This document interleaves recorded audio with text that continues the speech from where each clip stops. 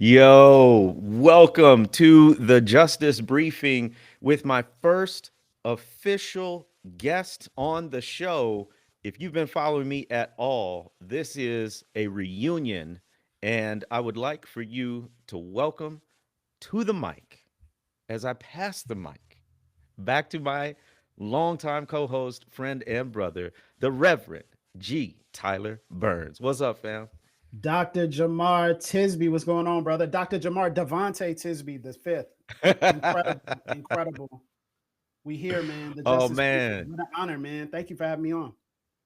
Listen, like I said, you are the first official guest on the podcast, and honestly, it is podcast poetry that you are the first guest because for folks who don't know, we co-hosted the Pass the Mic podcast for a decade, y'all, a decade, if more. And so we sunsetted that particular podcast, but we both still on the mic and we both still boys. And so we thought it only appropriate to spark the reunion on this very special occasion, an annual tradition called cultural artifacts. So if you've listened to Past the Mic, we've done this for years and years and years. We'll talk about that more in a second.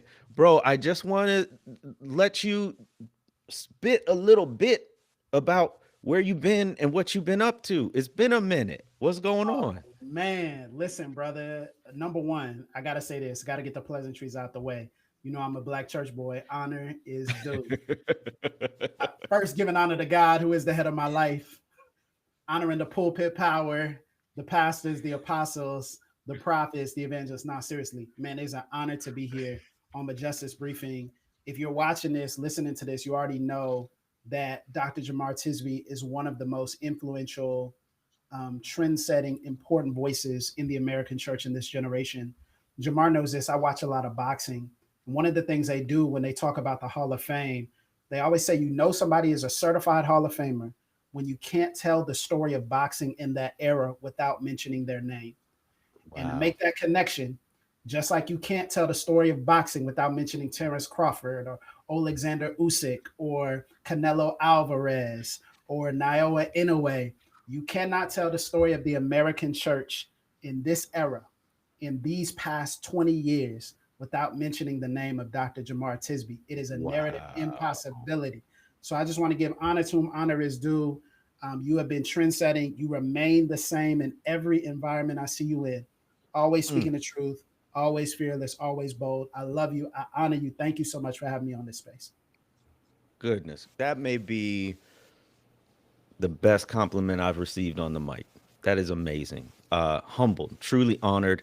I receive it. You know, you and I both work hard every day to represent Jesus well, to speak to the culture, and so I couldn't do what I do without your friendship, without your influence, without your ministry. And what I want to say is for folks who are cynical about the church, for folks who, with good reason, are arm's length about the Yeah. church, for folks who are looking to church leaders and so often are disappointed and shaking their heads. Now, listen, we all have feet of clay, but that doesn't mean there aren't godly, healthy churches out there led by godly, healthy people. And so when people ask me, like, what church should I tune into? Who are the examples? What can give me hope for the body of Christ today? I'm like, check out Rise City, Pensacola, and their pastor, G. Tyler Burns, and a phenomenal preacher at that. You just heard him weave together these words on the spot like that. I'm always outclassed on the mic Oh, man, by don't this say that. That's not eloquent true. man right here. That's not So true. That's an I honor, just man. want Thank you, bro.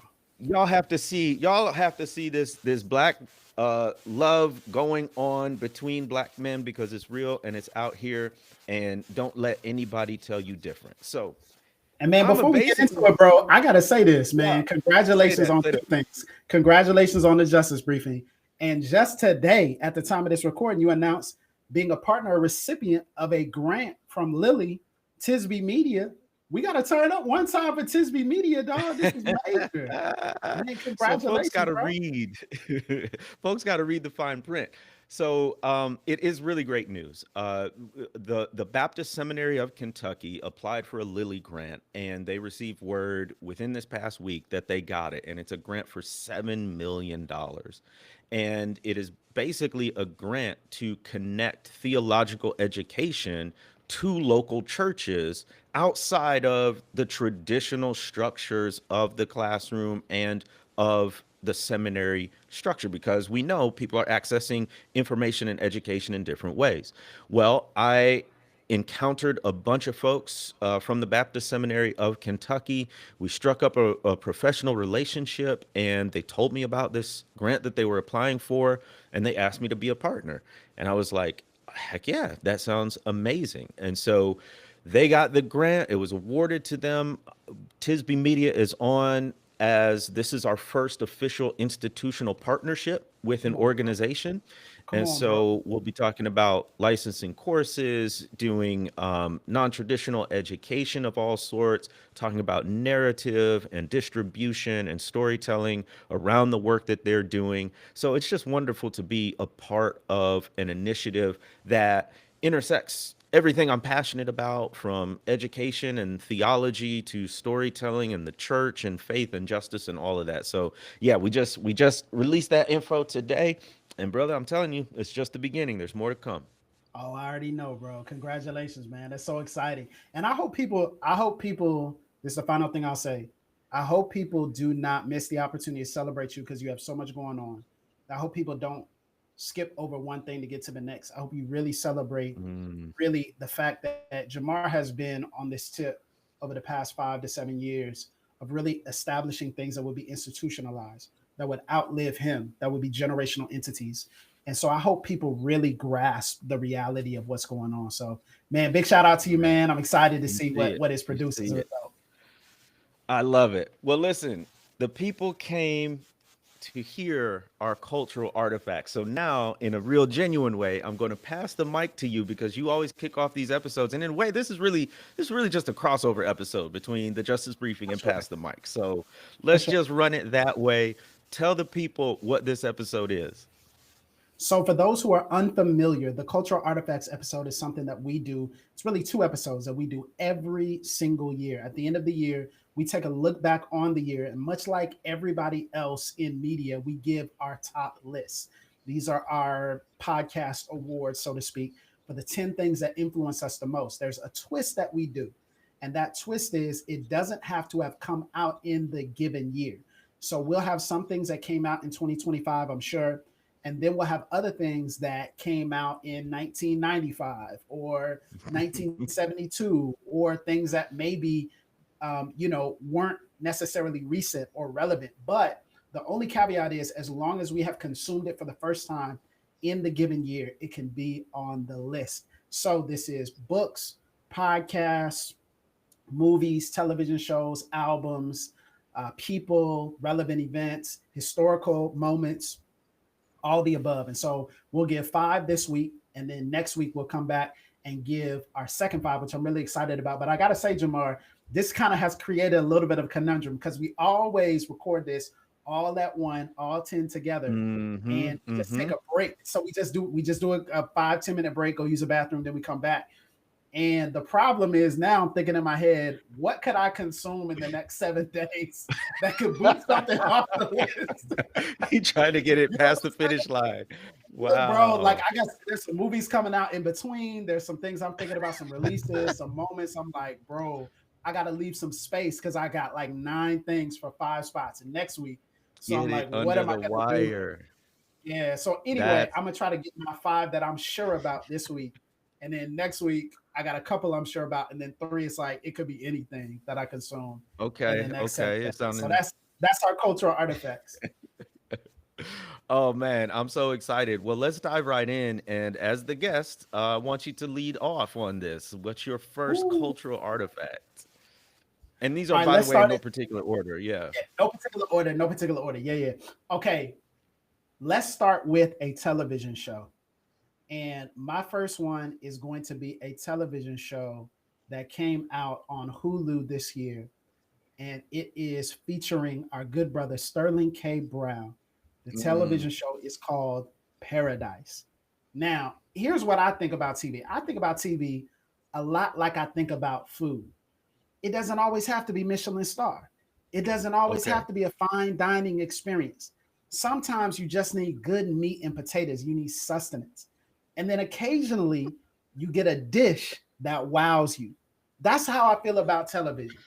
And Paradise was the 5-star dish. Paradise was the 1-star Michelin Wow. restaurant. Paradise wowed me. Basically, the plot Huh. of Paradise is Sterling K. Brown is a black Secret Service agent, and he discovers that the president has been killed. I don't want to give away anything else because if you're listening to this, you watch Paradise, you know there's a big twist at the end of episode 1. I don't want to give it away, and I'm not going to. But what I will say is Paradise made appointment viewing worthwhile. Mm, Sometimes there's a moment where you just want to binge a show, binge a series of shows, and you just want to get through it. And you just want to get to the end, get to the plot twist. Paradise made appointment viewing cool again. It made it a wow. moment where you wanted to get as quickly as you could to the episode to Hulu to find out what was the next twist because it's a show of twists and turns, brilliant acting performances. And another thing I loved about Paradise is it weaved in tremendous musical elements. And the music Mm, wasn't just to set an ambiance, but the music was also to give hints and clues as to storylines. It made the music almost like a hidden character that almost at yeah. times felt like it was breaking the fourth wall and winking at us and saying, "Pay attention to this. Pay attention to this person." So there's a lot of things I could say about it, but Sterling K. Brown is probably my favorite performance I've seen him in, and he's been in a lot of Mm, tremendous ones. But he really wrestles with this idea of what it means to be a father in the midst of tragedy, what it means to be faithful to your job, what it means to be faithful to a group of people who aren't faithful to you, what it means to deal with narrative and change, also what it means to hold on to hope when you've really lost all of it. So, for that reason and so much more, Paradise is my first one on the list. Not any particular order, but it's the first one on my cultural artifacts list. Why am I not surprised? I think there's like you and Sterling Brown have this sort of creative connection or spark. It feels like I feel like anything that he does, it's his form of taste is pretty close to yours, at least when it comes to cinematic entertainment and storytelling and whatnot. We So have very I think that's a similar compliment to senses of both of y'all. humor for sure. We have very similar senses of humor. So I would like to interview Sterling K. Brown. So if anybody knows the There we hookup, go. There we we go. on Substack. So listen, if anybody knows, tell Sterling K. I know he getting ready to get nominated for the Golden Globes. He's already got one of those. The Emmy's probably coming. Tell him holla at your boy. I'm gonna reach out to him, but tell him holla at your boy when he sees me. But nah, Sterling, it's I kind of like guarantee this will be one of your best interviews, one of the most interesting conversations you have. I guarantee. I think he's like my Don Cheadle. You know how you have this thing with Don? I think he's my Don Cheadle, bro. I think so. So shout out to Sterling K. Brown. I could see that. I could see that. I'll be honest with you. Um, I feel like I have to gear up emotionally to watch Sterling Yes. because I have not seen Paradise. I've only heard good things about it, but I'm like, whew, I don't It's know if I heavy. have the emotional bandwidth to handle this. Um, but with your endorsement here, I'm gonna have to go back. It's something I've been wanting to see, but it's kind of deep breaths. Let It's me get tough. emotionally Yeah. ready for this.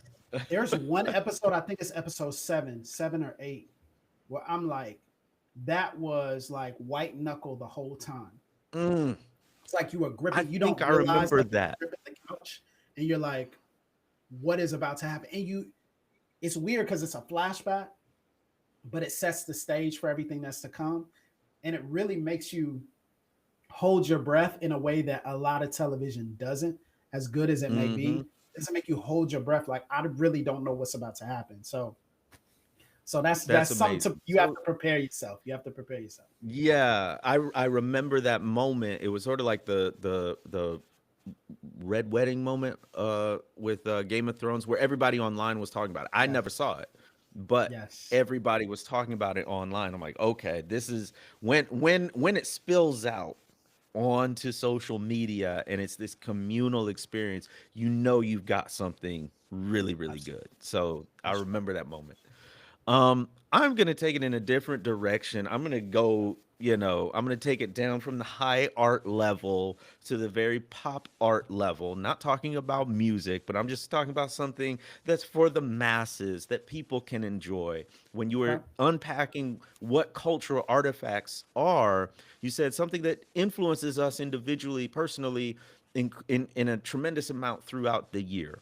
And I would be remiss not to mention the legendary, epic 2025 Notre Dame football season.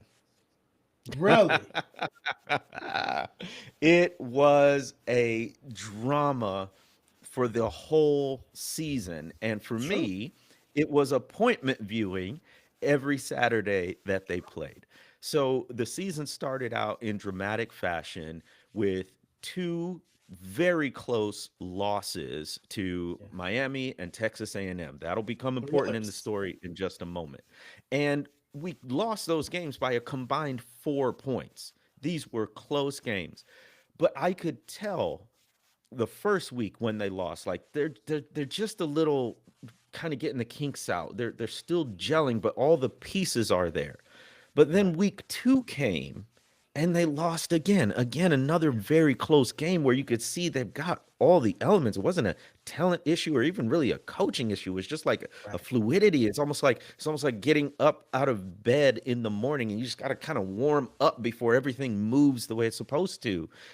But in a college football season, you go 0 and 2, you're starting to talk about, well, You what does got. next season look like? Because this one's a Yeah. wash.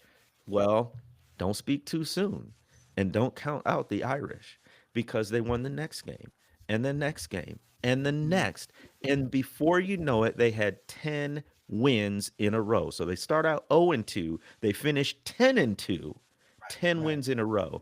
And every single week they got better to the Mm. point they had their last two games were absolute blowups, but the second to last game was against Syracuse. Poor Syracuse. I promise y'all, it was nothing personal. It was just bad timing because the Irish were hitting on all cylinders. They won that game 70-7. Yeah. When I saw that score, I was like, "There's no way that's accurate." And I was like, "There's Bro, no way that's real." they were putting up basketball game numbers, 70 points to 7. And that's after taking out their starters for basically the fourth quarter. Wow. Had they gotten 4 more points, they would have beaten the all-time record. As it is, they broke the modern history record since 1977 with that. Let me tell you though, that game they had 35 points in the first quarter. In Wow. the first quarter, which was a record. And of those 35 points, 21 of those points came from the defense and special teams Wow. before the offense ever took the field. It was a That's great. bonkers game. It was like a video game. It was like Tecmo Bowl out there. And that's not all. They averaged 42 points a game. Their running back, Jeremiah Love, has just been named a Heisman Trophy finalist Tremendous player. and national finalist also for the Walter Camp Player of the Year Award, the Maxwell Award, the Doak Walker Award. He had 199 rushes for 1,732 yards, 18 touchdowns, 27 receptions for 280 yards and 3 touchdowns. He averaged almost 7 yards a rush. Jeremiah Love is one of only a handful of running backs who made this Heisman list. And he shared the backfield. He's the only other player who shared the backfield with another running back who also rushed for 600 or more yards this That's crazy. season. So it wasn't like he was holding up the entire backfield. He had a incredibly talented running back as well. Who, anytime Jeremiah Love was out of the game, they still had an incredible running game. So he put up all those numbers with an incredibly talented running back beside him. So all of that, this epic season, And then we get to the college football playoff rankings. Yikes. For those who Yikes. aren't familiar, only 12 teams get in. You would think, oh, it's the top 12 teams. No, that's not how it works. It's this convoluted system where if you win your conference, some of they can kind of get an automatic in, but there's also some things where if you lose your conference but you have a good enough record, you can get in. They have this love affair with the SEC and particularly Alabama. Anyway, Notre Dame was in all like the pre playoff rankings was in the top 12 Right. going to be playing in playoff games. Well, they get down to the actual announcement, the actual 12, and Notre Dame is out. Bro, They do that's tough, not man. get to play in the playoffs this year. It That's was tough. devastating. It felt like a physical jab to the solar plexus. And I just felt so bad for the players, for the coaches, for all the fans, for this epic season, and they don't even get to play for it all, knowing good and well, no shade, but they're better than JMU. They're better than So, Tulane, for and sure. they get to play in the playoffs. So there we go. You want to know my Man. cultural artifact? Something that shaped my year, or at least the latter half of it, was that Notre Dame football season. Way to go, Irish. And I think it's a real dramatic, especially because them opting out of the bowl game now, it kind of sets Yes. this whole precedent that could really change and transform the way the college football playoff is moving forward. So it really is a trend setting moment. It also could change whether or not they're independent or in a conference, whatever it may be. So this is a significant couple of weeks, not just for Irish fans, but also for all college football fans as well. And man, I don't know, even if you're not a Notre Dame fan, I don't know how anybody could root against Marcus Freeman. I don't know how you can root Bruh. against him as a leader of men, as a coach of excellence, as one who develops, as a character guy. I mean, I just don't know how you can root against Coach Freeman. I found myself audibly rooting for Notre Dame earlier this year when they played for the national championship. And again, that's not even my team. It's not even like it is what it is, but it's like, man, you want to root for Coach Freeman. You want to see him and his guys win. Yes. So shout out to them I'm for sure. saying I could go on and on. I won't. This isn't a sports podcast, y'all, but it is a cultural artifact. It was a huge moment, and shout out definitely to Marcus Freeman. So that's my first one. You're on to your second one. What you got for your second cultural artifact? Man, so let's take it to books and let's take it out of the year 2025. This book came out Okay. in the early 90s. And this is a book entitled What Makes You So Strong? And it is a sermon book by none other than the Reverend Dr. Jeremiah Wright. Now, Wow. here's the thing, man. I always have to have some sort of preaching book in rotation. This Okay. year, it's been that book. It's been The Homiletical Plot by Eugene Lowry. It's been a book by Bishop Rudolph McKissick in Jacksonville, and some others. I always have to, because it's one thing to listen to sermons, which I do on a regular basis. It's another thing to read sermons. When you read Mm, sermons, especially if you are a preacher, you start to see how powerful, how gifted um, that specifically Black preachers and really all preachers who do this consistently and write things down and can teach at a high level, how gifted they really, really are. Because you start to see the intentionality in every paragraph, you start to see how things tie together. And the Reverend Dr. Jeremiah Wright is a polarizing name for many different reasons, but especially because of everything that happened, the tapes that came out, the clips that came out in the first Obama election, and how Fox News and so many others use that as this sign that the president, the future president, was a radical. Then Senator Obama was a radical, right? Because he's goes to this place that teaches radical theology, militant theology. And for most of us, that was our introduction to him. But as the pastor of Trinity United Church of Christ, he was a trendsetter. He's a genius. And not only is he a genius, but his successor, the Reverend Dr. Otis Moss III, is also a genius as yes. well. Yes. But Brilliant. there are genius preachers, and then there are geniuses who preach. And there's a Hmm. difference. There are genius Hmm. preachers. Some people are just so gifted in the art and the craft, and they have so much practice with it that they've been able to master the container, but not necessarily the content, which is different. Then there are geniuses who preach. And these are people who have the intellect, but not necessarily the delivery system to get that intellect in a way that translates to the audience. Genius preachers and geniuses who preach. Very rarely will you have both in one. And Dr. Jeremiah Wright is both in one. He is Wow. not just one who is a gifted creative homilist. The things he does, you probably are familiar with this song, but it's not in the book. But I remember listening to a sermon of his earlier this year where he was taking Janelle Monáe's song. I think it was Janelle Monáe. She had a song called, and I'll just use it. She said it's called "Hell You Talking About." Hell You Talking About, and he used that as the jumping off point, the title of his sermon, as he was talking about Jesus asking God to forgive his enemies while he's on the cross. I mean, just a Mm. genius homilist, genius connection.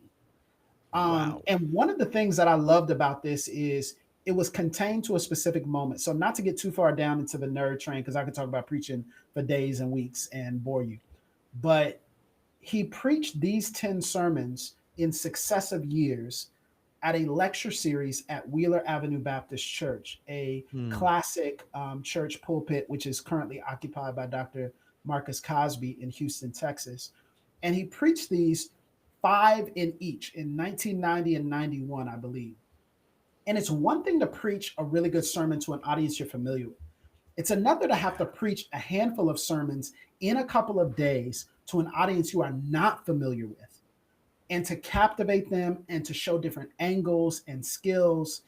And my favorite sermon or the sermon that I keep going back to, I should say, is a sermon entitled Ain't Nobody Right But Us, which is based on Mark Hmm. chapter 9, where the disciples see another person casting out demons who's not a part of their particular group. They're doing signs and wonders.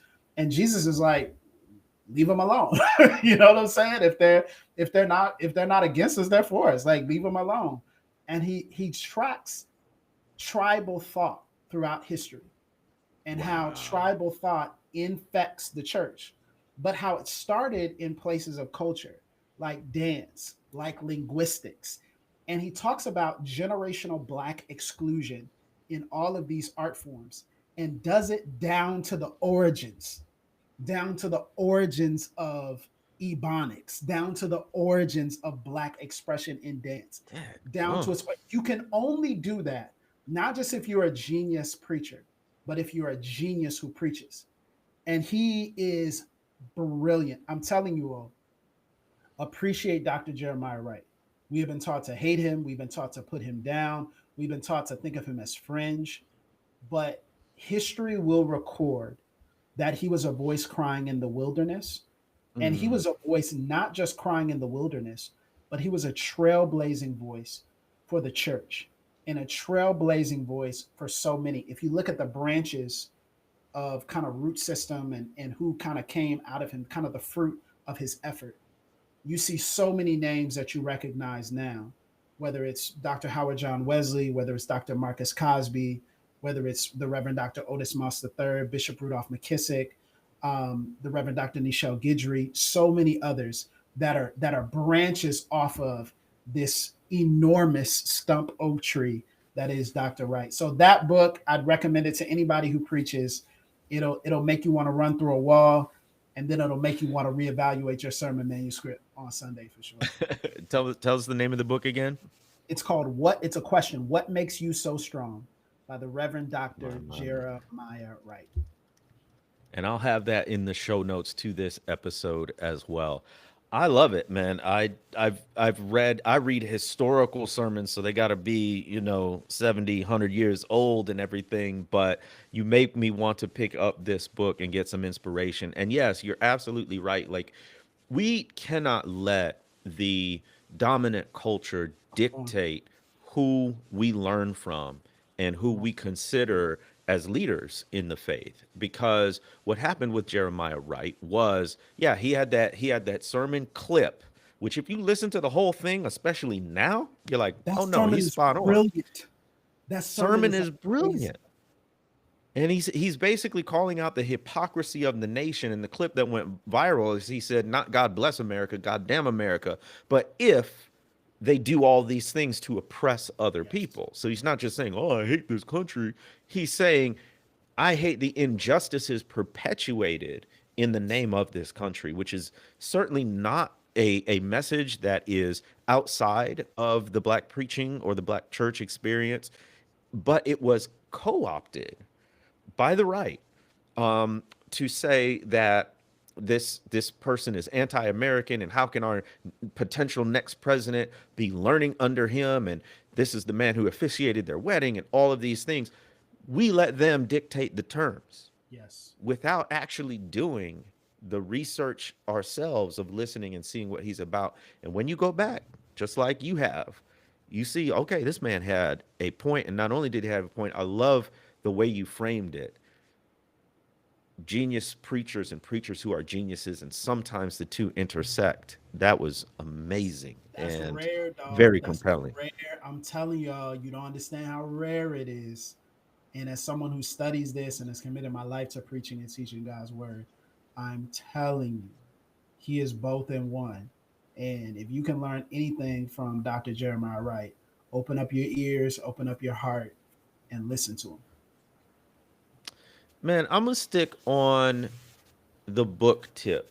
And Okay. to be honest with you, I don't know if I might have used this in a previous one, but it is this book by James Cone.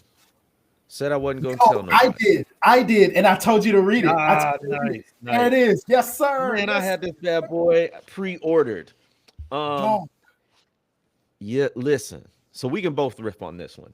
But the reason why it's on my cultural artifacts, this first of all, from the moment I read it, which was as soon as it came out, I marked this sucker all up. I mean, almost every page is going to be marked up in this thing. And the reason why I liked it, A, it's concise. Please keep it Yes. brief, y'all. B, this is his last book before he died. And it is more of a memoir and a retrospective of him looking back on his life and career, but pulling back the curtain. So he's not exclusively speaking as a theologian here. He's speaking as somebody who's in his final years reflecting back on a life of theology. And so he gives you, this is almost like the documentary version Yes. of his life, because it gives you all this behind the scenes, right? And what I love about this in particular is the chapter where it's chapter 6. I started walking and talking, which is his reflection on the seminal book, The Cross Yes. and the Lynching Tree. Yes. Yes. The Cross and the Lynching Tree came out in the early 2010s. It was one of those things that was such a good idea. You're like, why didn't anyone write this book decades ago? Because now, I mean, as soon as you hear that juxtaposition, crossing the lynching tree, you can immediately understand the connection, the link, the metaphor, and everything. And so he just lays it out really effectively in that book.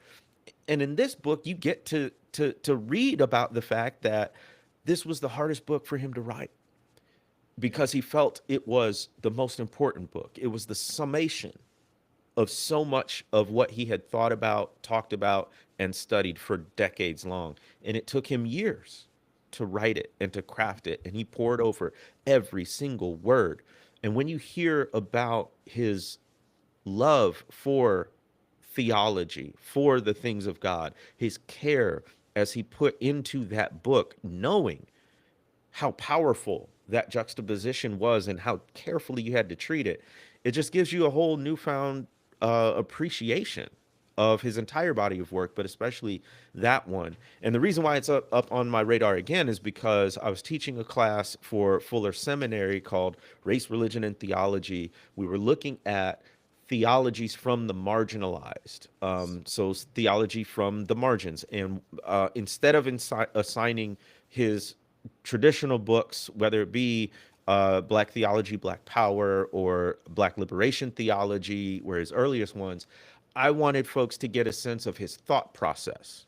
So Mhm. before he gets to the actual organized theology that he writes about, how is he drawing on his lived experience? Because that's the key, right? We're all drawing on our lived experience to do lived theology.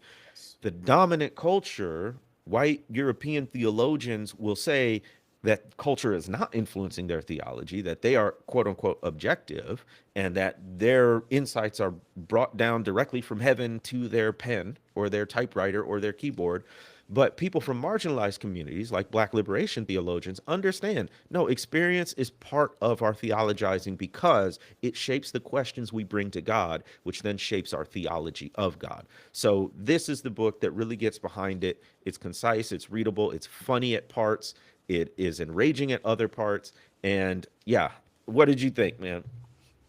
Bro, you summarized it perfectly. It is hilarious at parts. I mean, it is so funny at certain moments, and it's almost like trauma laughter because I was like, was this written in 2018, 2019, 2023? Like, we've been through some of this stuff on a different scale, but like, we've been through some of Yeah. this stuff before. Like, these are the same conversations they were having back then. And what put this back on my radar too is I was just recommending this to somebody because one of the guys in the barbershop, so the barbershop found out I was a pastor, right? So my barber They knew, found out. so they found out I'm a pastor, it ruined my life. That was my joke, right? So now they switch up the music every time I come in. So now they gotta play Al Green or something like Put on the Donnie like McClurkin. reverence. I'm like, man, cut Young Thug back on. It's fine. It's not gonna offend me. But nah. So one of the barbers, he's been like going through this spiritual awakening, and he's Hmm. been narrating it through, with me as he's been walking through it, talking about getting baptized and reading his Bible consistently and trying to, turn from some of his old ways and repent. And he's like, so what does that look like? And how do I pay it forward to other people? How do I share what I've learned? But he's also in the hood context. So he's getting hit with pastor. I'm getting hit with all these people like these Hebrew Israelites, Ephod, 5%ers, comedics. I'm getting hit with all these people. Like, what do I say to them? And I'm like, bro, I feel like you need to read this book. And it's called The Cross and the Lynching Tree. And so he went and picked up the book. So he's actually been going through the book. And it's been Mm. crazy to think like, oh, there's like a connection to a person who can identify with the fullness of blackness and with Christianity. And I was like, man, when you're done with that, you got to read the memoir. But I said that's later on down the line. Like once we get you fully in, like later on down the line, we'll let you read the memoir. And I was at an event earlier this year, and there were a couple of guys there that were just talking. And I really respect scholars because that hasn't been my journey. So I really respect those who are scholars. I respect scholars like yourself. And they were talking from a scholarly perspective about being mentored and being under the tutelage of Dr. James Cone. And one of the things they said is they said at one point, a group of us came in, we were like, Dr. Cone was struggling. Like, we don't know what's Mm. going on. Like, we can't keep up with all your ideas. Like, and he's like, well, are you studying 8 hours a day?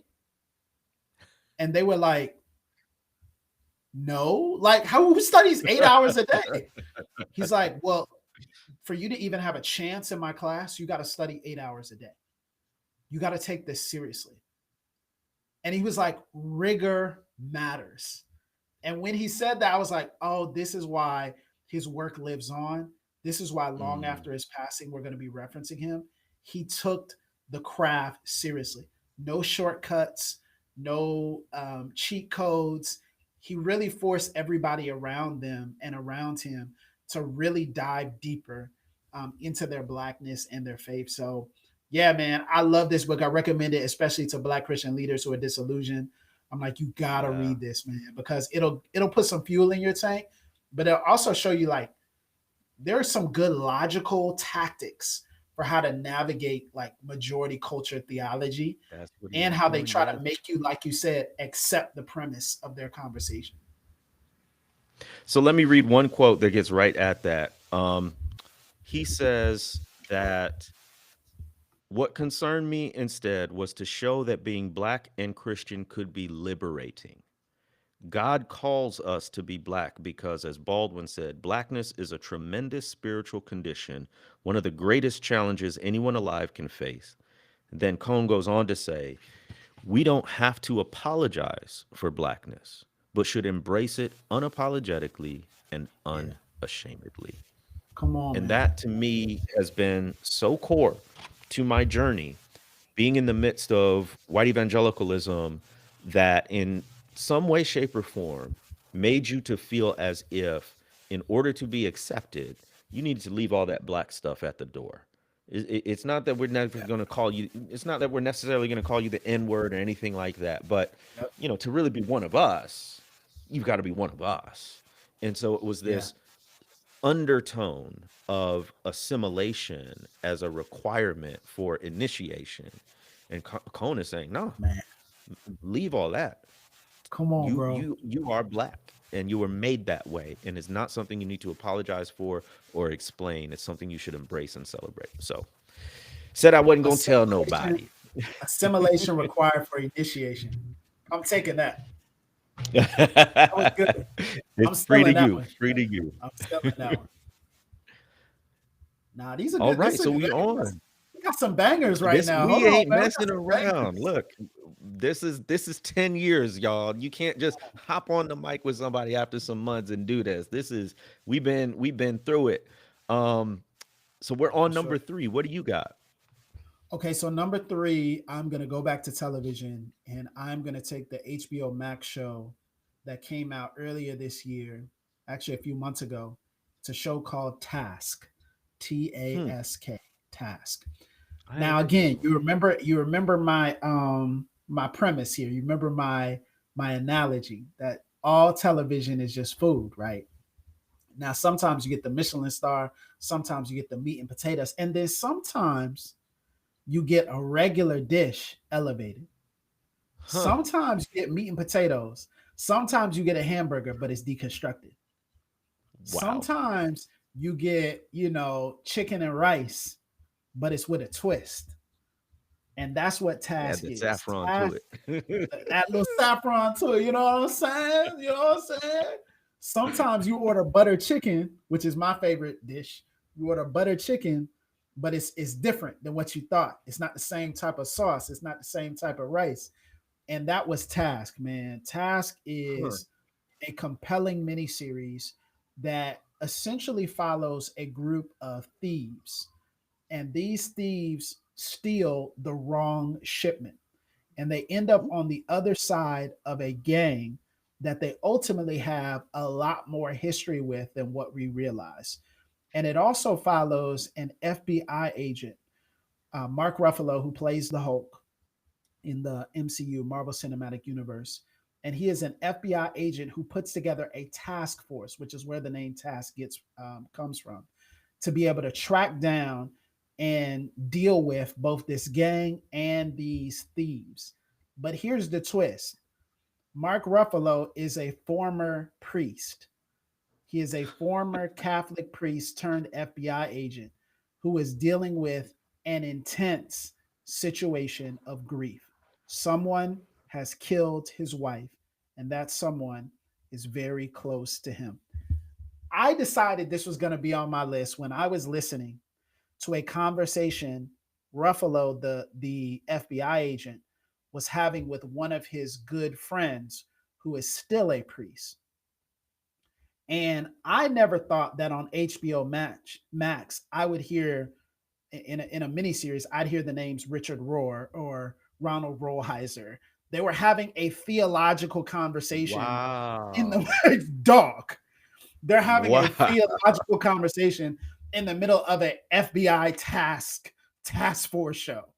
I'm like, what is this? What am I hearing? Like, I remember I was like doing something else and kind of half watching, and I'm like spun my head around. I was like, did he just say Richard Rohr? Did he say Ronald He's Rolheiser? like, Like, what are y'all "Hey, talking he's about? on the shelf in my pastor study. What's I going was on?" like, yeah, I was like, what's going on here, bro? Like, what are we talking about? And they're literally arguing theology in the middle of this. Daggone. But they're arguing theology not just in the orthodoxic perspective, but they're arguing it from the orthopraxis. They're arguing Mm, from not just the mind, but from the hands. How do I live this thing out? Because right now I'm angry and I don't want to. And so while he is in the midst of chasing down these dangerous threats, these thieves and gangs and murderers, he is having to he is having an internal war within himself about whether or not he can embrace the call of God to forgive even the people who he hates the most. And I will tell you, The end of this series brought me to tears. 100%. It brought me to What? tears. That is rare. That is not something that happens a lot. But the end of that series moved me in a way that was deeply human, that was honest, that felt profoundly spiritual and theological, but also it felt like it had foundation, depth, substance, texture to it. And so I was not expecting this, but I think this might be on the short list of the best television shows that came out this year. And I know it's not going to Wow. probably get all the awards and all the attention, but Task was phenomenal from a cinematography perspective, how it played with time, the long monologues that they have, the close up shots while the characters are going through the monologues. I'm telling you, it's a masterpiece type of show. It's a burger because it's like Sons. It's, at some point, you're like, is this Sons of Anarchy? Like this feels like Sons of Anarchy. It's a burger elevated. Yeah. It's an Yeah, elevated because we burger. you took us on a journey from the heist gone wrong FBI agent to now former, did you say Catholic priest, who's FBI Yes. agent to So Richard former Rohr and Catholic priest theology? who is now an FBI agent. And even people ask that question often, they're like, how did this happen? Like, how did you get to this place? And when you Those two find are out not why, alike. you realize that he was disillusioned from the faith because he did something good, but didn't get a good result. Mm, And how often do we do the right thing but get the wrong result? And we blame God, but secretly also we blame ourselves because we ask ourselves, was it really worth it to do the right thing? Brother, mm. watch Task. I'm That telling you. sounds like a sermon illustration if I ever heard one. Come on. Hey Um, man, look, I'm trying to stay away from TV. See too much TV because people are gonna be like, man, your pastor just be watching he don't TV. do He nothing don't but really be watch TV. studying. He don't really be He all, studying. He be watching TV. James Cone is Somebody over will your cook shoulder. Are you studying 8 hours a day? that. I'm weak, Tyler's like, but I'm doing nah, man. research. Yeah, I just But research. I'm This glad just I'm development. for real though, I'm glad you brought that up because I have a soapbox about the Christian film industry. And it's Yeah. dominated by, things like Angel Studios, which no shade, but the kind of storytelling that sells is not that. It's not Right. very sophisticated. It doesn't tend to be. It tends to be somebody down on their luck. They find Jesus, they get their life together, and everything around them is blessed. Their marriage gets better, their kids love them, they make more money, and wrap it up in a neat little bow. That's the story, right? There's a few out there that break the mold, but what I'm very interested in is a more dynamic kind Yes. of Christian TV and filmmaking that is not just Bible stories. Because I can already hear in the comments, well, what about The Chosen? What about this? What about that? Like the series can do a bit more. They have more time. They're Yeah. also drawing on different source material straight from the Bible. I'm talking more about narrative, more about fiction stories that people are coming up with. And so I want to see more of that, of what you described in Task, like people, regular people wrestling with what we would call theology, but for them, it's Yes. just sort of lived ethics. And Yes. what does it mean to do good and to be good in the world that doesn't always reward you Yeah. for doing or being good? And that's what we deal with on a day-to-day basis. And I think you can get into some really rich conversations about God and about faith and about loving neighbor when you approach it that way rather than this kind of very predictable, in a way, superficial treatment of what it means to follow God. So, Yeah, and Mark Ruffalo's yeah, I'd like character, to check man, that out. he's not just an ex-priest, he's not just a FBI agent, he's an alcoholic. Like a raging alcoholic. Like he is, I mean, getting sloppy drunk every night because he's literally trying to numb this pain, but he's functional. He's waking up in the morning, he's doing everything he needs to do. It's affecting his children, it's affecting the people around him, but he's racked with grief. And what do you do about, so often some of our Christian media, it doesn't really properly portray the dark night of the soul. It Yeah. sanitizes Yeah. that which it should represent and allow us to visualize. And I think for some of us, we look and we say, man, if it were that easy, I would have been out of this rut, this dark night a long time ago. But people don't Yeah. talk about all the things that happen in that midnight hour. We often say, weeping may endure for a night, but joy comes in the morning. But we don't talk about how long the night may be. Talk And about Task that. really Yes. shows us that, bro. And I'm telling you, yeah, I think this is something you would enjoy.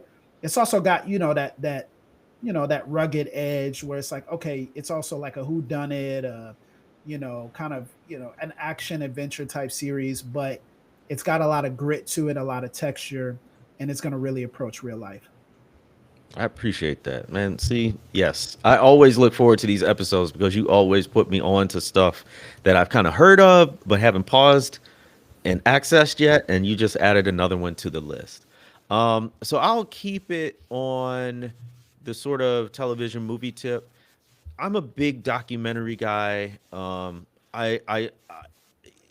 I'm not quite to the level where you are as a student of homiletics, but I'm becoming sort of a student of documentary forms and styles. And I don't have all the technical training yet, but it's almost like, I don't know, a food influencer who may not have gone to culinary school, Right, but right. they know what they know, they like what they like, and they're able to talk about it. I'm sort of starting to get to that level on documentaries because I watch so many of them.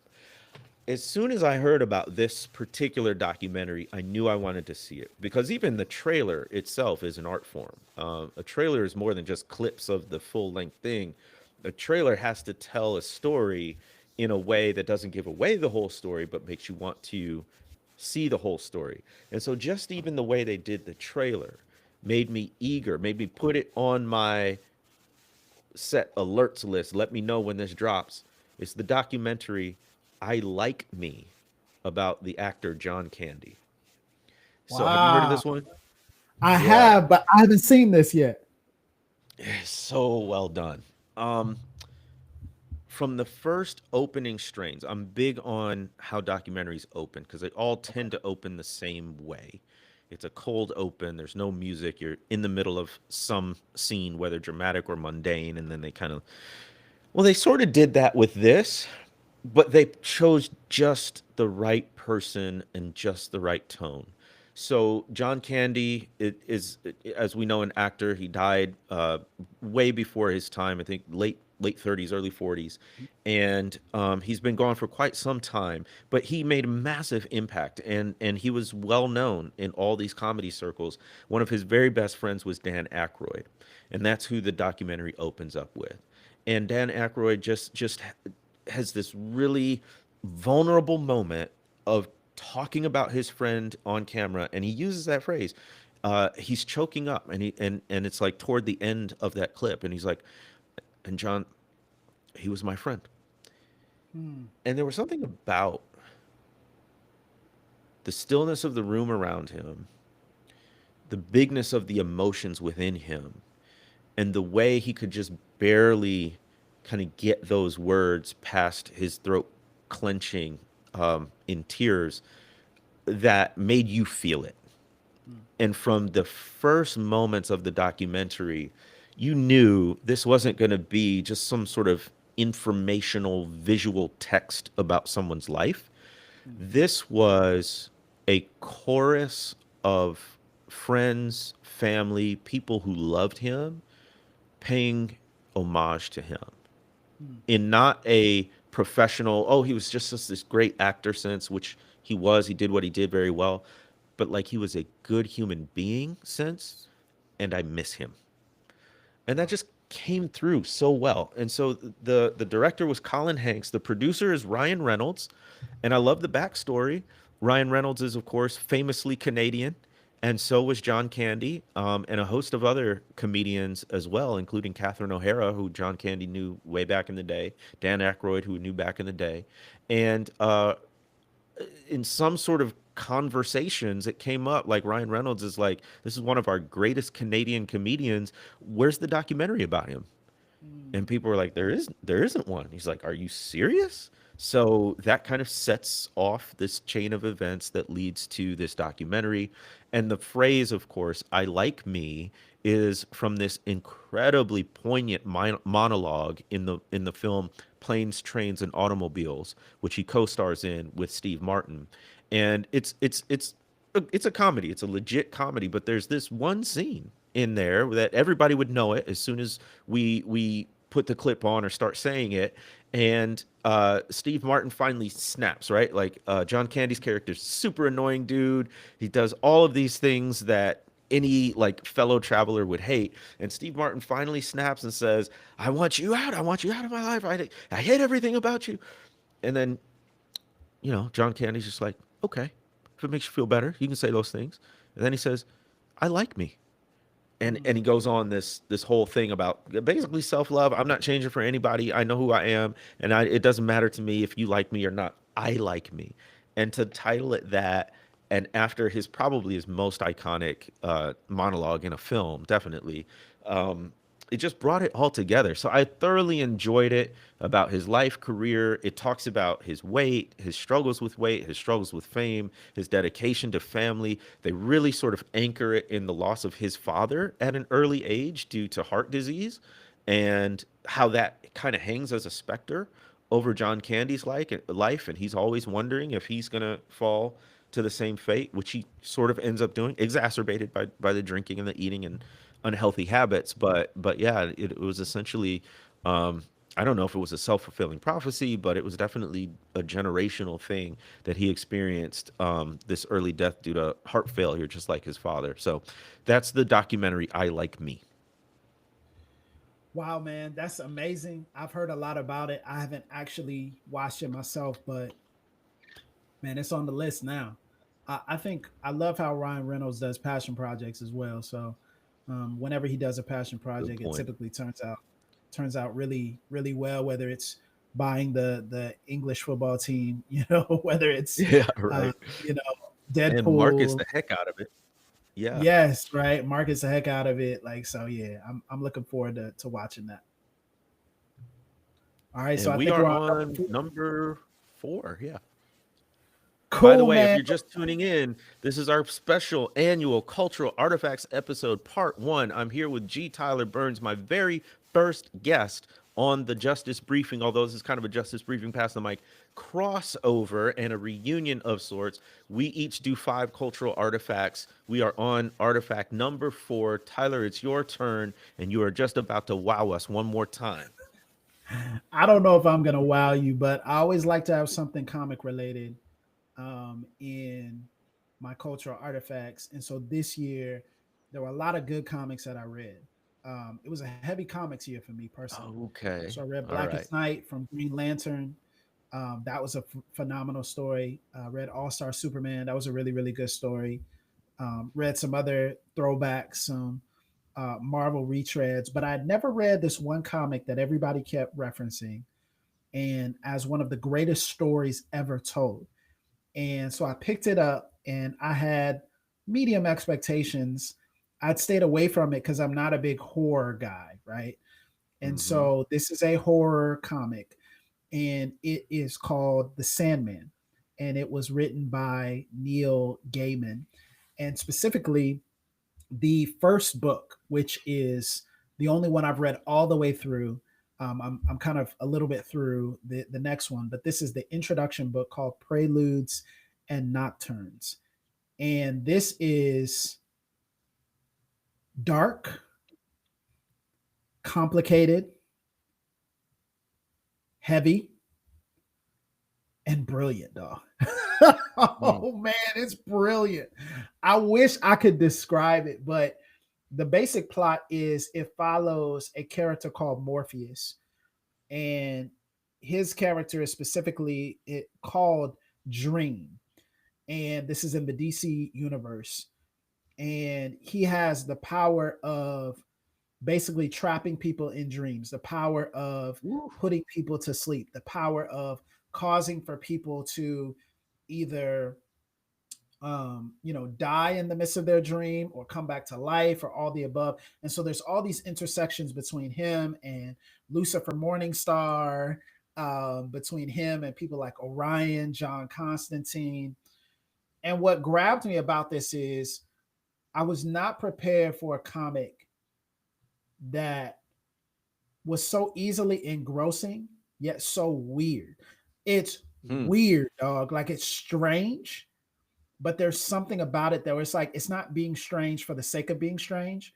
It's being strange to draw you in to an elevated art form. Many comic observers and critics will tell you that it introduced new ways of telling stories to comics. Wow. It's a very widely acclaimed, critically acclaimed story. But I also love the Shakespearean elements of it, how it really borrows from high literature, high English, thought processes, and it really kind of subverts them. It has characters that are sometimes unlikable and then they turn likable, characters that you're not really sure if you should root for, anti heroes. And there's one particular scene where, panel where he's having a really high stakes competition with another very dark character. And this is in Lucifer's lair, kind of in Hades, where Lucifer is. And he's having this competition because he wants to gain something. But if he loses, he'll be trapped there and basically be a ward for Lucifer, pretty much for all of eternity, unless somebody were to break him out. And what was interesting in that moment is Morpheus, he actually draws upon something that the other dark character can't counter. And I knew it was going to be in my cultural artifacts when they were going back and forth with this competition. It's a verbal battle. And in trying to outwit Morpheus, the character says something so dark that he couldn't get away from it. And Morpheus responds with one word. The word I give you to counter your word is hope. And what was interesting was the character who was dark, demonic, satanic was stumped. He could not respond to hope. And if I had a Hammond B3 organ and if you put me in B flat, I would tell you, even in Hades, the darkest of dark Well, demonic characters, they well, can't well. respond to hope. See, there is a hope, a blessed hope. A No, light bro, that shines in the bro, darkness.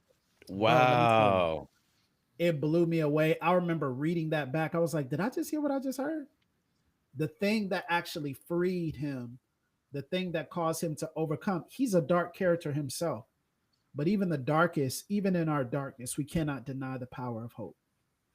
And when I saw that, I said, hey, man, I got to tell some people about Saint. You got to get into this, man. Now, it is dark and adult and sometimes very strange and creepy and eerie and unsettling. But it is absolutely beautiful. In the introduction, someone when writing about it, they said because this is a re-release, so it's gotten all its critical acclaims, and now people can reflect on it and write new forewords and things like that. And one of the writers said, someone told me that the Sandman is a lot like Shakespeare. I have to correct them because, and this is his words, Shakespeare wishes he wrote something this good. Ooh, flex on them. And I Whoa. said, hey man, if for nothing else, you gotta at least try it. If somebody is that strongly opinionated about it. So that's my number four. Wow. That's amazing. The Sandman. Okay. Um, I'm gonna I always do this. You do very well, Tyler, giving us actual artistry to go check out and follow. I cannot escape my sort of news junkie political Bro, need it. and so I got to throw this in here, but I don't want to talk mainly about the politics of it. I want to talk about the sort of cultural and emotional relevance of it, so and resonance of it. So my fourth cultural artifact is the blue wave elections in November 2025. So Significant. y'all, this is what, a month ago, barely. As we record this, it seems like eons ago, but I still remember the feeling. I still remember watching the results from that night. So just to remind us, uh, this is from a CBS News article. Democrats scored victories in the four major races of the night. New York City mayoral race, of course, Zoran Mamdani. The governor's races in New Jersey and Virginia, both won by Democrats, and Prop 50, which was California's proposed redistricting ballot measure, which was to head off the redistricting happening in Texas and other places. And it said exit polling showed that voters were concerned about the economy, coupled with broader discontent with the country, the state of the country right now, particularly around immigration and ICE and CBP officials abducting people off the streets. Um, Mikey Sherrill, Abigail Spanberger both won governorships. Um, and then there was also a big shift in the Virginia House of Commons to Democrats. It was just, it was for all the talk about blue waves leading up to the election, and then it was like, maybe it was like a blue ripple. This was a true and genuine blue wave, and I was stunned because the numbers were such that they were able to call the races at like 7, 8, 9 o'clock p.m. Yes. And a lot of times you're staying up till 11, 12, early morning of the next day, if not further, to get the counts and the recounts because they're so close. These were blowouts in so many ways. And I remember the feeling because ever since the inauguration in January, first there was the election back in November 24 when Trump gets his second term. Then you have this interregnum between November and January before he takes over, and there's just this feeling of dread and expect. Then January comes, and it's as bad and worse than we thought. Yeah. I think none of this is surprising. What this regime has done, if you've been paying attention, not least of which because they laid it all out in Project 2025. The one thing that has been surprising, even to scholars of authoritarianism and people who study this stuff, is how quickly all of this is happening, how Yeah. quickly all of the Hasn't bad even been a stuff year is yet, taking brother. place. Hasn't even been a year yet. And every time you turn on the news, even to this day, it's just bad news after bad news after bad news. Somebody's rights getting trampled, somebody being abused, some right that we thought was stable and wasn't going anywhere getting ripped back or challenged. The Supreme Court caving again, the conservative justices on it. And it was just boom, boom, boom, boom, boom, no let up. And every time you thought it was like waves crashing over you, and every time you thought you could come up for air, boom, another wave hit you until this blue wave came, and it was a breath of fresh air. And it was one of the first times I remember collectively, and this really isn't even about left or right, Republican or Democrat, it's about pro democracy versus autocracy. This was the first time I felt like collectively, as a pro democratic bloc, we were not only relieved, but Yes. felt a little of that word you used a moment ago, hope. Hope. That in reality, this regime isn't invincible, that it is vulnerable, that there are more people against what is happening than for it, and that we made our voices known through the vote. Now, I'm not Pollyannish about all of this. I think midterm elections, if you think that's business as usual, you've been hiding under a rock. It is going to be the fight of our lives just to vote in free and fair elections, let alone get the results that we need in order to save democracy. But as far as a cultural moment, that was a big one, and I think it gave folks renewed vigor to keep up the struggle and to tell them that resistance does have an impact. Man, talk that Zoran talk, dog. That's what I'm talking about, man. I'm telling you. Nah, man. I remember when I was in New York and I was having dinner with a couple of my friends, and they were talking about Zoran specifically in the context of, oh yeah, can't wait to vote for him. but it wasn't like can't wait for him to be the mayor. You know what I'm saying? It Uh, wasn't. uh, It wasn't. Like, it interesting. was like, hey, can't wait to vote for him. You know, and it was like a year out, and everyone was just consumed with obviously Donald Trump and with everything that was going on. And then slowly but surely, I mean, he rises very quickly, and largely stays consistent in his message. Obviously, he's a politician, so there's all kinds of things that will he will need to be held accountable, for and to, just like everybody else. But there is a significant amount of hope and possibility that came. His acceptance speech as well was phenomenally crafted. I was blown away by that.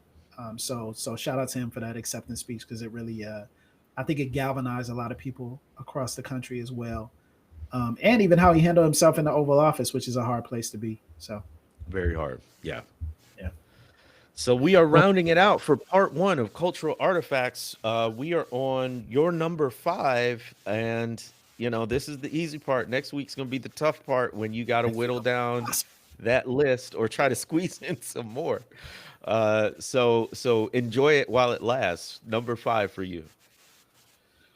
Man, so number five, I'm gonna go to music, and this isn't my most listened to album of the year, but this is the most important and meaningful album that I have listened to all year. And when my top five came out, Spotify or Apple Music Rap, whichever one you use, this was in my top five. I was a little surprised because I caught on to it later in the year, but it is an all instrumental album, from the bassist Donald Alford II, and it is an album entitled Inspire. And Inspire came out last year. Now, one of the things that people don't know about me is I don't play any instruments, not well. But if I had, there was a time where I was learning how to play the bass guitar. And I realized in Uh-huh. that moment that the bass is my favorite instrument. I also grew up seeing my father play it. So there was a familial connection, a generational connection.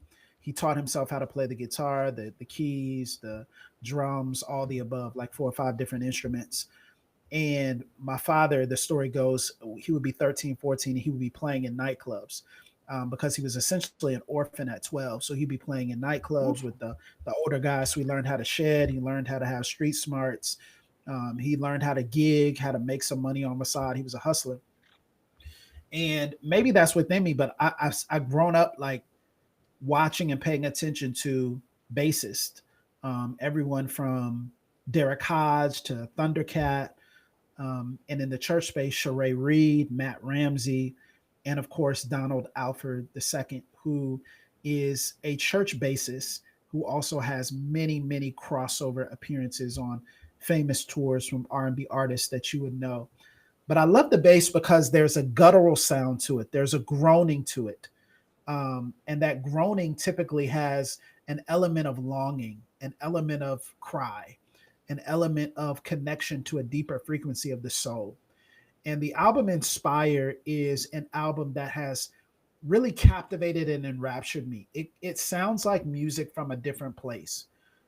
There are moments in the album where it sounds like eternity, other moments where it sounds like celebration, other moments where it sounds like um, grief and loss.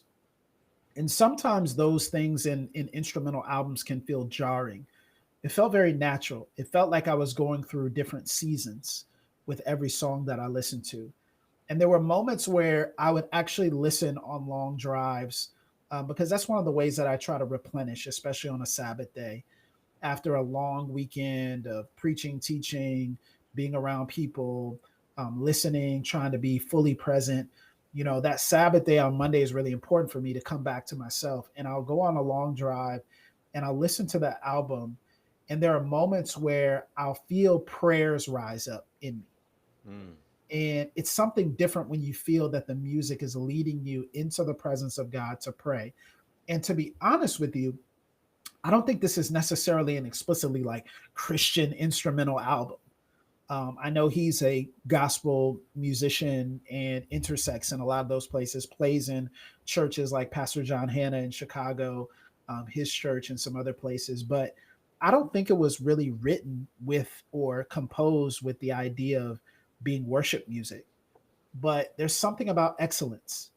And there's something about commitment, there's something about passion, and there's something about those of us who believe submitting a high level work, not just to the Lord, but also to people, that lends itself to an anointing, lends itself to a power. And so I'll find prayers rising up within me. And this past week, I listened to the album all the way through again. And I found myself offloading certain things that I had been holding on to for a long time. This album means a lot to me. Donald Alford is not a artist that a lot of people would know, not an artist that a lot of people would have heard of. You may not have even heard of this album, but the album inspired. I'd encourage you, if you like instrumentals, give it a spin, put it on in a long drive, put it on when you're trying to decompress. And I think you'll find yourself not just transported to a different place, but being able to handle the place you're in right now a lot better than before. Wow. I hope you write that review somewhere You know for what's his funny? album. I've been looking for a review of the album. I cannot find one. So I'm like, I have to write a review. I have to write a review of this album. I know he would love to hear that. He would love to hear that reflection. And I'm just like, what how in your mind do you come up with the way you described the bass, the voice of the bass guitar? That was very nice, man. That was not something I think I could have done, but it made so much sense.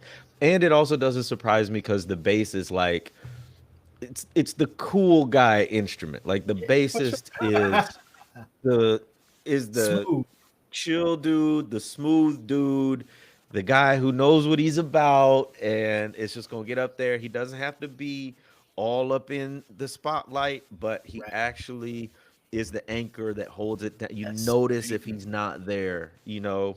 1000%. Yeah. That fits perfectly. Well, that was amazing. That was a great first five cultural artifacts. Again, come back next week live Thursday at 8 p.m. Eastern for part two of cultural artifacts. We've never done this before. We've always, at the top of the show, Tyler explained this, we've pre-recorded them and we've pre-recorded them back to back. So we didn't have much time to second No. guess or to rethink You're gonna the give you a second fifth, right? You five. still gotta give you a fifth.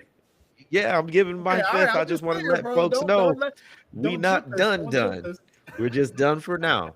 So my fifth is going to be a movie that I cannot believe didn't come up in the group chat unless I missed it, but I don't think I would have.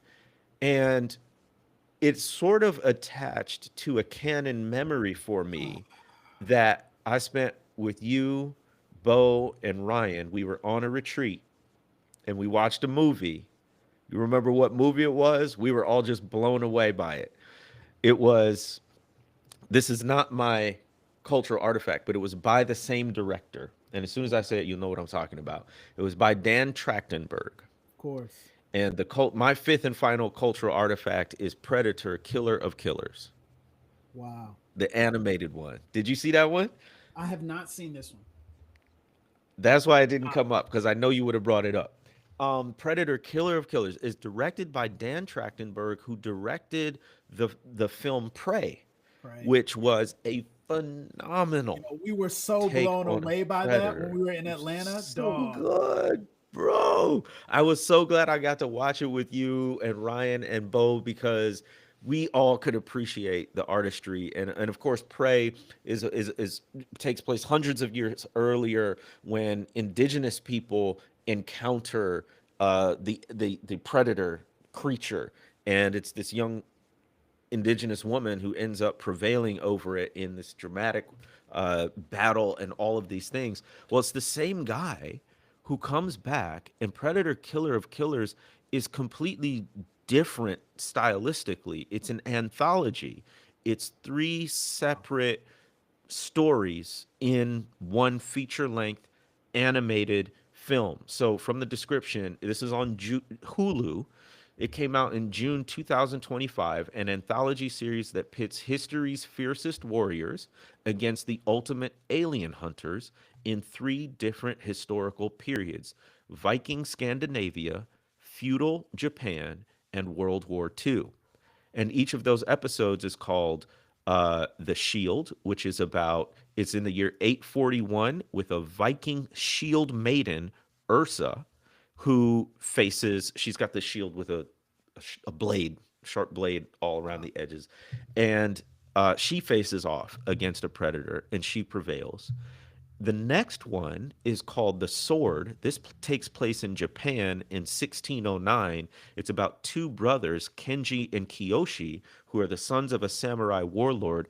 They are ordered to duel in order to determine the father's successor. So they're in the middle of a battle with each other when the predator Wow. comes, and one of the brothers prevails. And then the last one is called The Bullet, which takes place in 1942 during World War II. And it's about a Latino mechanic named John J. Torres, who's drafted into the US Navy as a fighter pilot.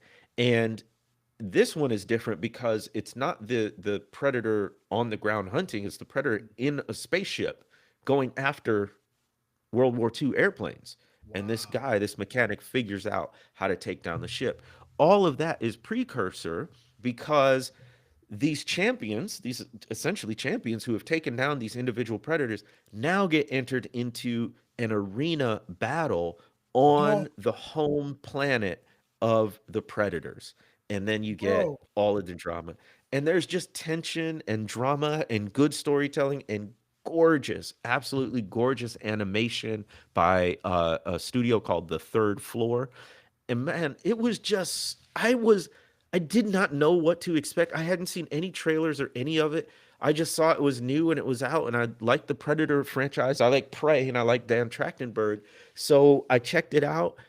My jaw was on the floor the whole time. There That sounds was incredible. incredible action and animation. There was absolutely heartrending emotion to it, and the stories were just so creative across these different time periods. Highly recommend if you're into that sort of thing. It's basically a comic book on the screen. Dude, I'm checking that out ASAP. That Man, you're sounds gonna love it. incredible. It was so good. That was, for me, the fifth and final cultural artifact.